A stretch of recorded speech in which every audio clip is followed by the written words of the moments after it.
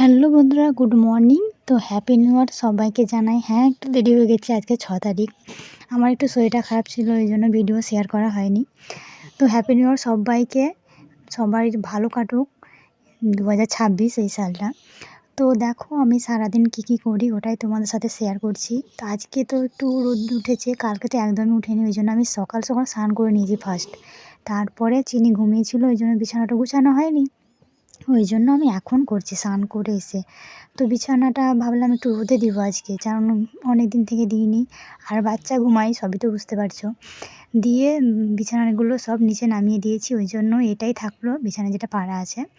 তো এটাকে ভালো করে ঝেড়ে নিলাম, তারপরে আলনাটাও গুছিয়ে নিলাম, তারপরে পুজো করতে বসে গেছি এখানে আমি।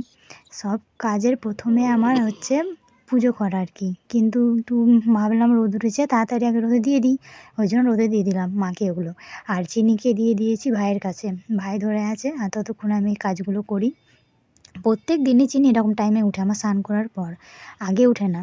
তো আমি এখানে পুজো করছি দেখো, আর এইটা হচ্ছে আমার সব থেকে দামি জায়গা আর কি, এটাই আমার সব থেকে আমার আসল জায়গা। এই যে দেখো